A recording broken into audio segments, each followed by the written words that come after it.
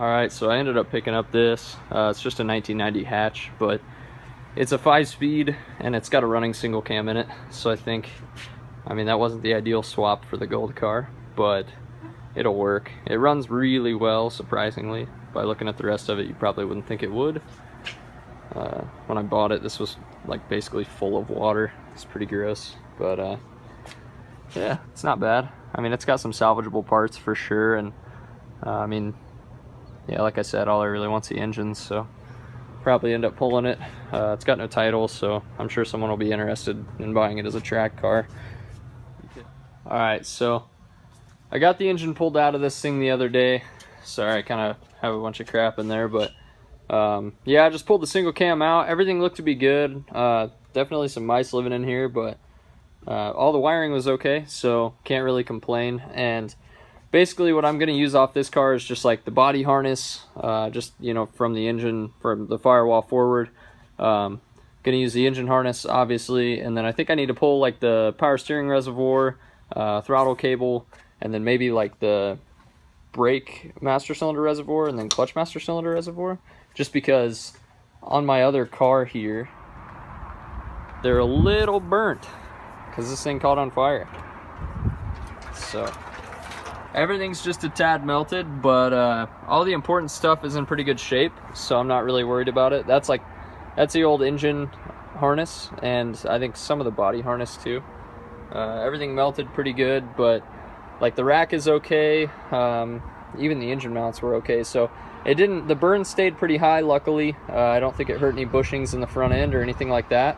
We should be able to salvage all of it, so kind of excited. Gonna have to put in a new motor and like wiring for all that, but really not too big of a deal. I'm just excited because the interior of this car is pretty nice. It's got a little rust on the rockers, and then behind the wheel, everything else seems to be in pretty good shape. Obviously, I'm gonna have to do something with that. I've been told that I can't paint on metal that's been burned, so might have to get a new fender and hood, and then do some body work, paint match and stuff. But the interior of this car is really nice. It's just clean, and since the 350Z I'm building is going to be the drift car, I figured this would be kind of a fun car to build and just use as like a cruiser, but also drift it. But even though there is rocker rust, and I don't know if there is on this side, not as much, it doesn't look like, but even though there is rocker rust, the frame is perfect on this thing, which is kind of hard to find in Nebraska. So I'll take what I can get as far as that goes, and yeah, this is what the engine's going in. I don't really have any plans for this thing, modification wise. Obviously I'm going to clean it up, you know, maybe paint the valve cover, do some little things like that. Probably end up taking a lot of these vacuum lines off. You don't need a lot of the factory vacuum lines on these engines for them to operate correctly. I do plan on doing like kind of a cheap and easy way to do an EGR delete, so I will record that and show you guys.